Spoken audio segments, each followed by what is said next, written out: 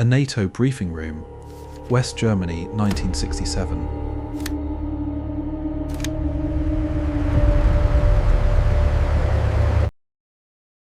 A Soviet tank has just made every anti-tank weapon in NATO's arsenal obsolete. Nobody in this room can explain why. The shells are the right size. The armour is the wrong thickness on paper. The math has always worked before. Bigger gun beats thinner steel. Thicker steel beats bigger gun. Every tank battle since World War II has run on that equation. This one breaks it. The tank is called the T-64. NATO doesn't know what's inside its armour. They won't find out for almost a decade. And the reason they won't find out isn't bad intelligence work. It's because the Soviet Union hid their own best tank from their own worst enemy, on purpose. This is Combination K, the armour that broke the math. Rewind to the years right after World War II. Every army on Earth is playing the same simple game. You build a shell that punches through my armour. I build armour too thick for your shell. You build a bigger shell. I build thicker steel again. Simple. Brutal. Expensive. And for most of the 1950s, that's exactly how tank design worked on both sides of the Iron Curtain. Then something changes. NATO starts fielding a different kind of weapon, anti-tank guided missiles, man-portable rocket launchers, and this new generation of weapons doesn't rely on brute force to defeat armour. It relies on a shaped charge. Here's what that actually means. A shaped charge warhead uses a metal cone lined behind a layer of explosive. When it detonates, that cone collapses inward and reforms into an extremely thin, extremely fast jet of molten metal, travelling at several kilometers per second.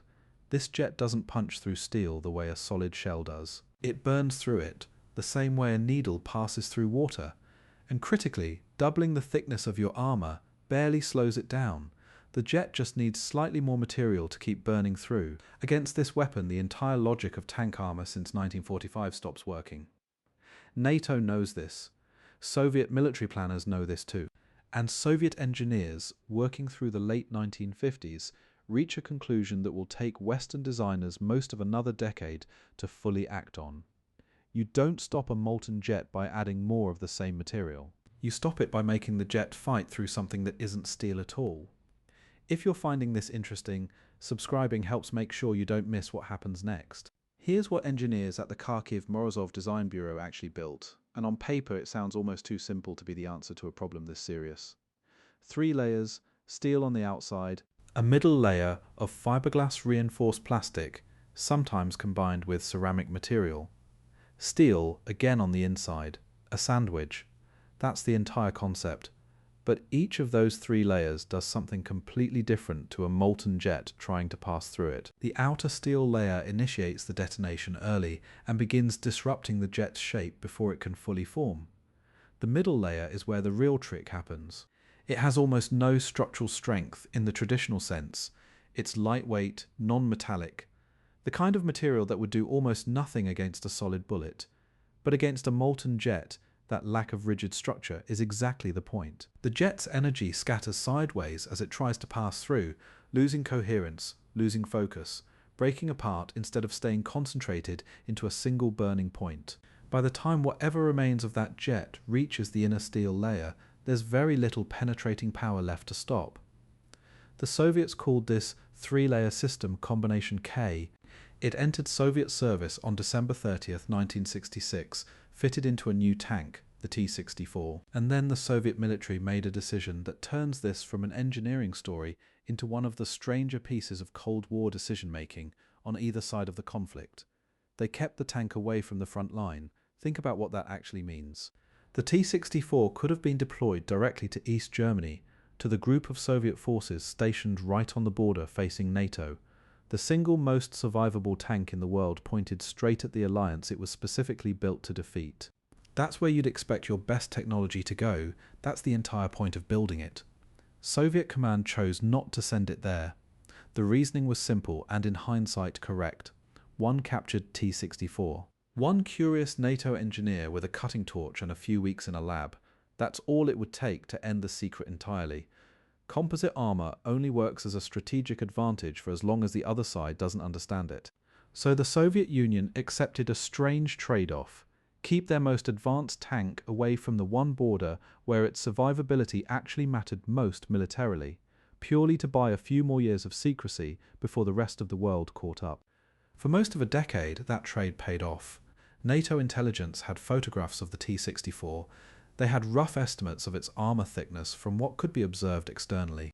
What they didn't have was any explanation for why their own penetration calculations kept failing whenever they tried to model how a NATO shell would perform against it. The numbers, once analysts began compiling field data through the late 1960s and early 70s, were startling. Compared against the American M60A1, a contemporary NATO main battle tank of roughly the same era, the T-64's effective protection against shape-charge weapons came out to roughly double, while the tank itself remained lighter than a Western tank offering genuinely. Equivalent protection would have been lighter and significantly better protected. At the same time, that combination isn't supposed to be possible under the old logic of tank design. More protection has always meant more weight. That contradiction, a lighter tank surviving hits that should have destroyed it, was the first real signal to Western analysts that something fundamental had changed in how the Soviet Union was building armor, years before anyone in NATO fully understood what that something was. Britain eventually developed its own answer to the same underlying problem. A composite armor system that would go on to become internationally famous, under a different name entirely, Chobham armor, developed at the British Fighting Vehicles Research and Development Establishment. It's the direct ancestor of the composite protection still used today on tanks like the British Challenger and the American Abrams. Chobham armor reached operational deployment in the 1970s. The Soviet Union had already been fielding the same fundamental concept, a non-metallic layer breaking up a shaped charge jet before it reaches the crew, for the better part of a decade before that. Eventually, the gap closed, not primarily through espionage and not through a single dramatic defection. It closed the way these things almost always do. Enough T-64s were eventually produced, and eventually a small number of export variants left Soviet hands entirely, ending up in the possession of countries with looser ties to Moscow. Somewhere in that gradual spread, Western engineers finally got close enough to understand the layering principle behind Combination K. By the mid to late 1970s, NATO's own anti-tank ammunition had been redesigned specifically around what analysts had pieced together about composite protection, closing a technology gap that had been open for the better part of 10 years. But during those years in between, the years when a NATO officer could sit in a briefing room with a folder full of intelligence photographs and shell penetration data that simply refused to add up, the Soviet Union had built a working answer to one of the most serious threats facing their tank forces, and then made the deliberate choice to withhold that answer from deployment at the exact location where the threat was most immediate. They accepted a real, measurable tactical risk on their most important border, in exchange for keeping a technological secret intact for longer, and it worked. For almost a decade, NATO's own calculations about Soviet tank vulnerability were built on numbers that were quietly, invisibly wrong, without anyone in the West understanding why. In a Cold War where both sides genuinely believed a full-scale war in Europe could begin within days, and where military planners on both sides built their entire strategic calculus around exactly this kind of technological asymmetry, a decade of hidden advantage isn't a footnote, it's close to the whole war.